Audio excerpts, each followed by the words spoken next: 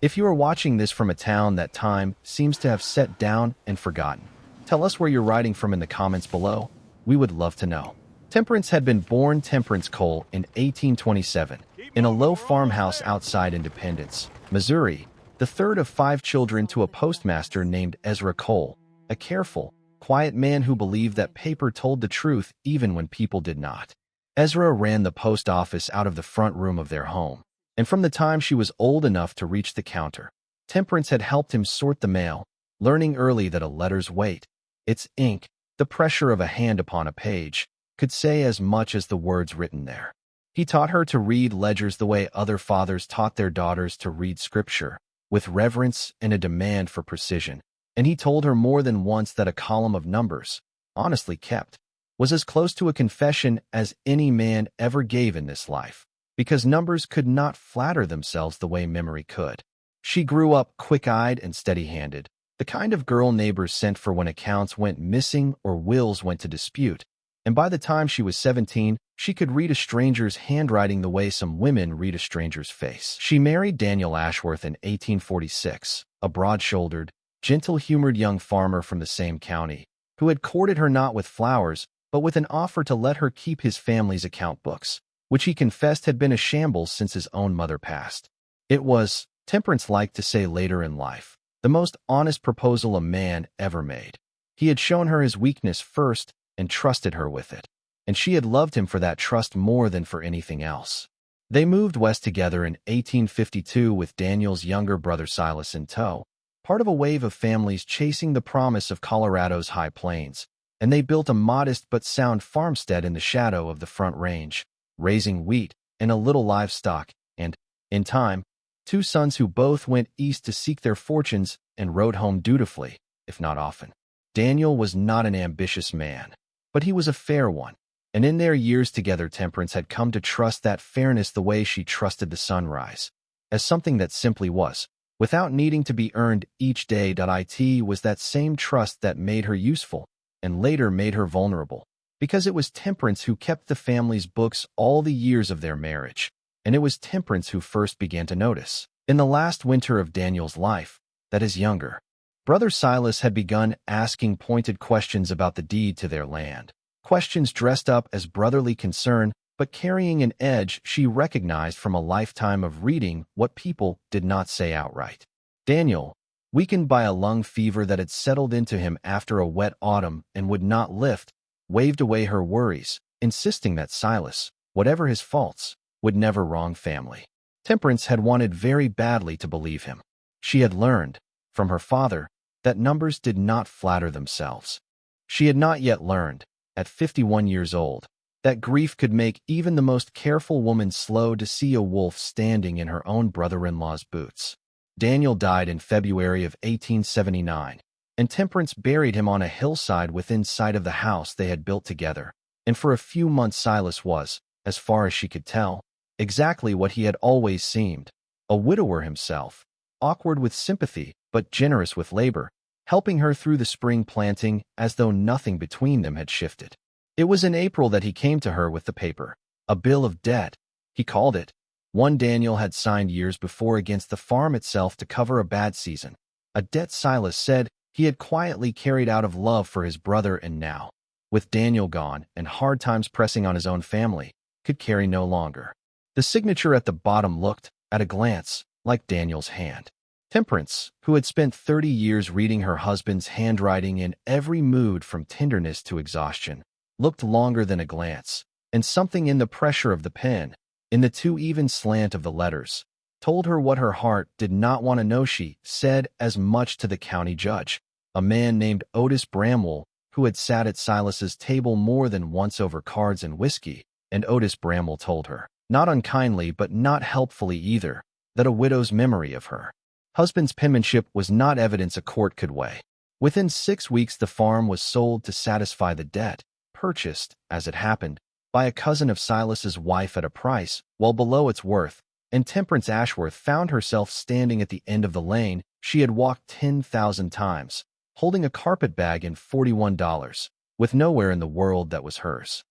She did not weep in front of Silas, because she had decided, somewhere in the sleepless nights before the sale, that she would not give him the satisfaction, and she did not go begging to her sons back east, because pride, or perhaps simple stubbornness, told her she would find her own footing before she asked anyone to carry her. She took the stage, paying for the ticket felt, she admitted to herself, like a small and bitter joke, south and west to Sable Creek, a town she had heard of only because Daniel had once delivered grain there, a town built on the promise of a rail spur that had, in the end, been built 11 miles to the north instead, leaving Sable Creek's little depot silent and its main street half a shadow of what its founders had dreamed. It was a town, she thought as the stage rattled and passed its weathered storefronts, that understood something about being passed over, and perhaps that was why, when she saw the notice for the county tax auction posted outside the assay office, her eye went straight to the listing for the old stagecoach depot at the end of Cotton Street,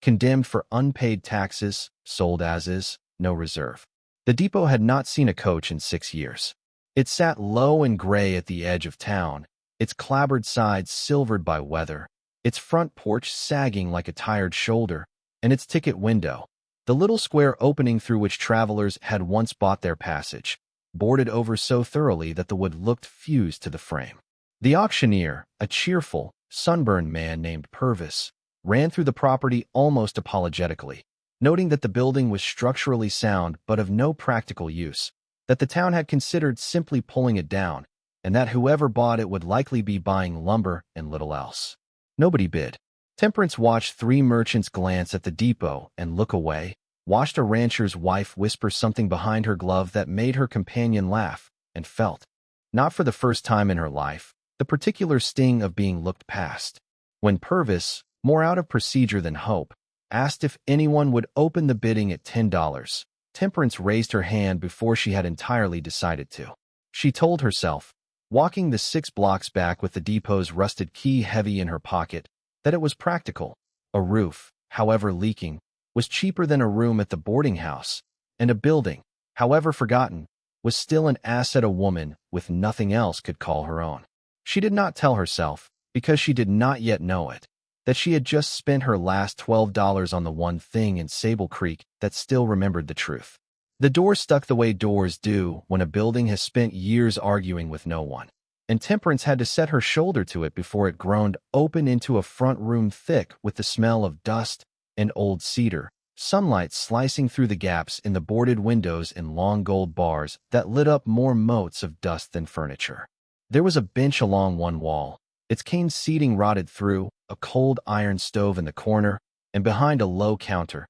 the ticket window itself, boarded from the inside as well as the outside, as though someone had wanted not merely to close it, but to seal it, the way a person seals a jar they never intend to open again. She spent her first 2 days simply making the place livable, sweeping, patching the roof where she could reach it, hauling in a second-hand cot she traded her mother's silver thimble for at the mercantile, because pride, she had already learned, does not keep a person warm at night the way a blanket does. It was on the 3rd evening, while she was clearing cobwebs from behind the ticket counter by lamplight, that her hand found the edge of the boarded window and felt, beneath the grime, not nails hammered flush the way a careless man boards a window, but nails set with a strange and deliberate neatness, as though whoever had sealed it had wanted the work to look thorough rather than merely be thorough. Temperance, who had spent a lifetime noticing the difference between what a thing appeared to be and what it actually was, set down her broom and studied the boards a long while before she went looking for a pry bar.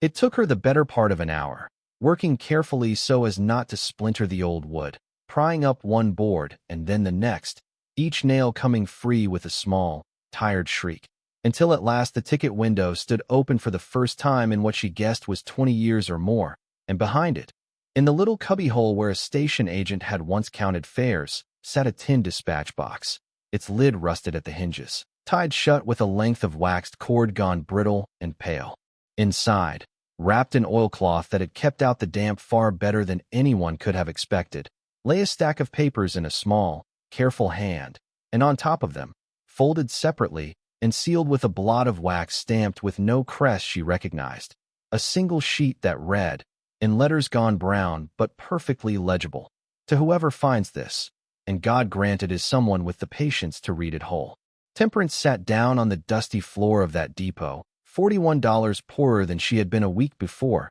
and began to read. The hand belonged to a man named Josiah Pruitt, who had served as station agent and ticket master at the Sable Creek depot from the year it opened until the year, as the letter itself explained, that his conscience finally outweighed his fear. He wrote that in the autumn of 1861, a strongbox belonging to the newly formed Sable Creek Building Fund, money raised, dollar by hard-won dollar, from every family in town to build the schoolhouse and the church the settlement had been promising itself since its founding, had gone missing from the very safe behind that ticket window, on a night when the only two men with legitimate access to it were himself and the fund's appointed treasurer, a respected merchant and founding town father, named Elias Grantham. Suspicion, Pruitt wrote, had fallen instead upon a stagecoach driver named Amos Whitfield, a quiet, hard-working man of no particular standing who had made a delivery to the depot that same evening and who, by cruel coincidence, had been seen counting a roll of bills at the saloon the following week, money he had, in truth, earned honestly from a horse trade, though no one troubled to ask him before the accusations began. Pruitt confessed, in ink that seemed to press harder into the page as the letter went on, that he had known from the first night who had truly taken the fund, because he had seen Elias Grantham's shadow at the safe himself, and had said nothing, first from fear of a powerful man, then from cowardice dressed up as loyalty, and finally, as the years wore on and the lie hardened into the town's accepted history, from shame too heavy to unbury. Amos Whitfield had been tried, convicted on the thinnest of circumstance, and sent to territorial prison, where he died of a fever in his 4th year of confinement, leaving behind a young wife and an infant daughter who had lived out their lives since under the quiet,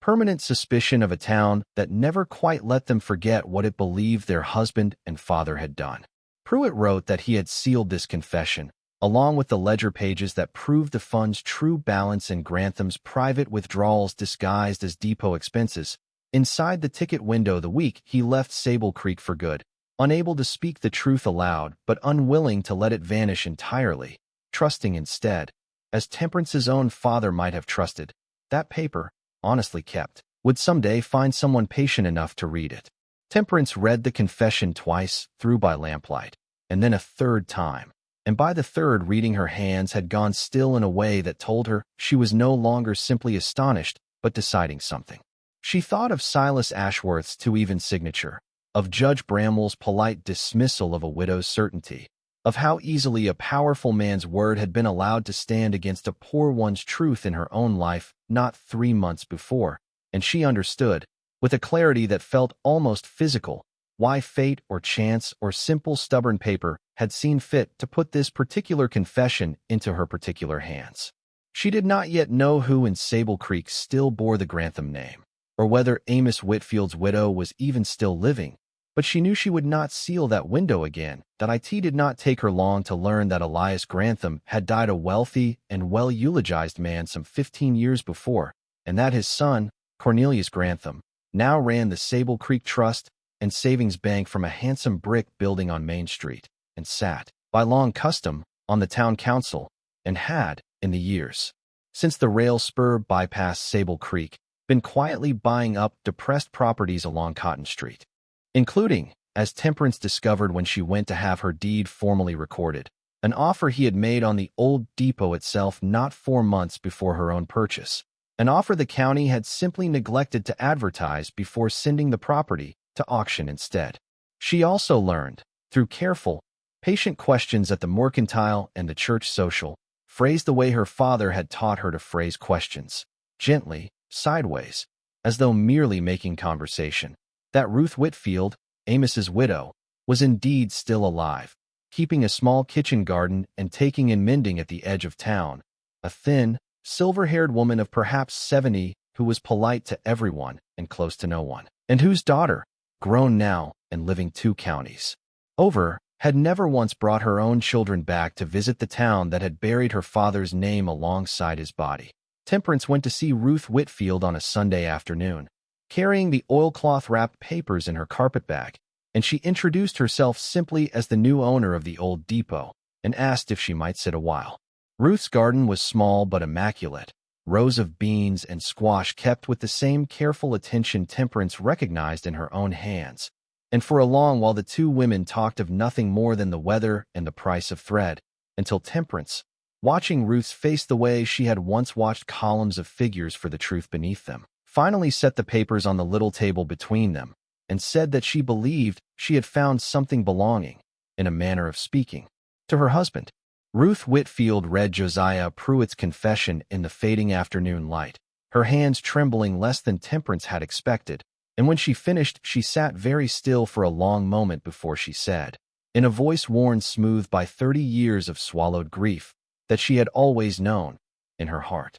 that Amos had not done it, but that knowing and proving had never once in her life amounted to the same thing. News does not stay quiet in a town the size of Sable Creek, and it was not 2 weeks before Cornelius Grantham called on Temperance himself, arriving at the depot in a tailored coat entirely out of place against its weathered boards, and suggesting, in the smooth, unhurried tone of a man accustomed to being believed, that whatever papers she had found were surely the ramblings of a disgruntled former employee, that his father's name had stood for 30 years as one of Sable Creek's founding pillars, and that a woman new to town, a widow, he noted, with a delicacy that was not delicate at all, would do well to consider how such wild accusations might reflect upon her own standing before she went repeating them. He offered, in the same breath, to purchase the depot from her at 3 times what she had paid, a sum that would have set her up comfortably for years, if she would simply hand over whatever she had found and let the matter rest where it had rested for 2 decades already.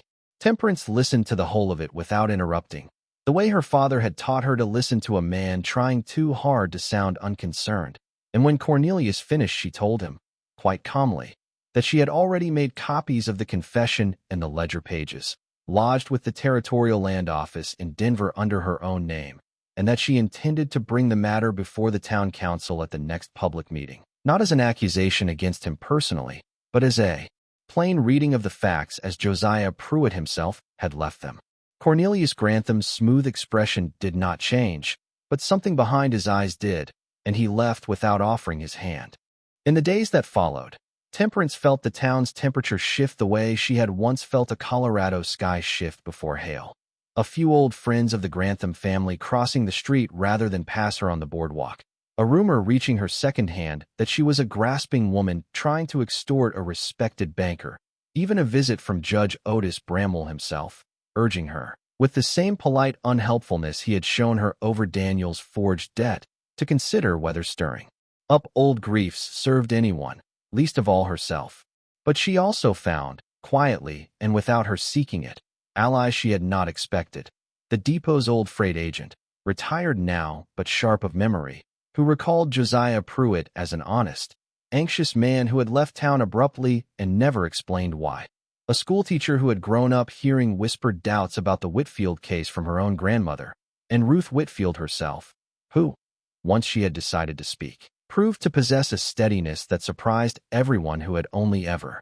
known her as quiet. Temperance understood, turning it over during long nights at the depot with the lamp burning low, that she was not merely fighting for a dead man's name or an old woman's peace, but standing, once again, in the exact position she had stood in when Silas Ashworth took her farm, a plain woman with careful proof, against a comfortable man with an old reputation. And this time she intended the paper, not the power, to win. The town council meeting was held on a warm evening in the schoolhouse Amos Whitfield's stolen fund had never quite managed to finish paying for. Its walls still bare plank where trim had been promised and never delivered, and Temperance stood before a room fuller than she had expected. Farmers and merchants and their wives crowded onto benches meant for children. Cornelius Grantham seated stiffly near the front with 2 of the bank's directors flanking him like a small, uneasy honor guard. She did not raise her voice, because her father had taught her that shouting was what people did when they did not trust their facts, and she had never in her life trusted a set of facts more thoroughly. She read Josiah Pruitt's confession aloud in full, and then walked the room, line by line, through the ledger pages showing the building fund's true balance against Elias Grantham's private withdrawals disguised across 2 years as depot maintenance and freight fees, sums that matched, dollar for dollar, the amount the fund had come up short the very season Amos Whitfield was tried and convicted. She reminded the room, gently but without flinching, that Amos Whitfield had died in territorial prison protesting his innocence to the end, and that his widow had spent 30 years mending other families' clothes in a town that had never once mended the wrong done to her own. Cornelius Grantham rose partway through to object, insisting the ledger proved nothing but a dead station agent's poor bookkeeping. But it was the depot's old freight agent who stood next, unprompted, and said quietly that he remembered Josiah Pruitt leaving Sable Creek in a hurry that same autumn,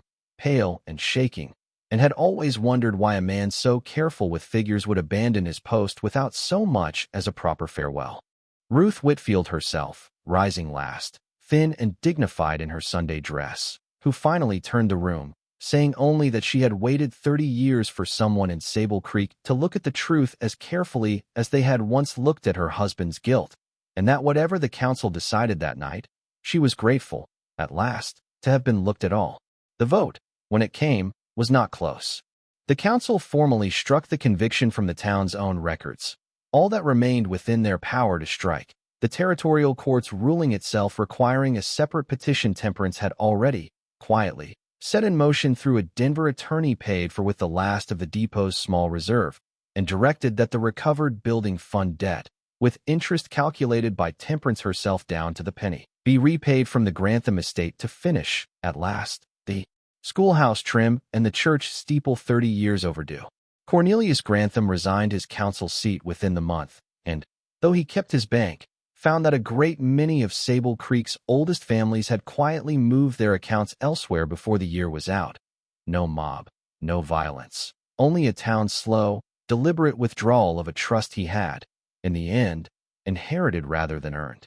Temperance never asked for a share of the recovered fund, though the council offered her one, insisting instead that every dollar go toward finishing what Amos Whitfield had been falsely blamed for stealing in the first place. And it was under her quiet direction, more than any officials, that the schoolhouse finally received its trim and the church its steeple, and that a small brass plaque was set into the schoolhouse's front step reading simply that the building had been completed through the honesty of Amos and Ruth Whitfield, restored at last. The old depot itself she kept, patching its roof properly now, board by careful board, and in time, she opened its front room as a modest reading room and letter-writing office for a town that had, in its own way, learned something from a dead station agent about the value of writing hard truths down. It is worth remembering, as this story closes, that Temperance Ashworth came to Sable Creek with nothing but $41 and a lifetime of knowing how to read what other people tried to hide,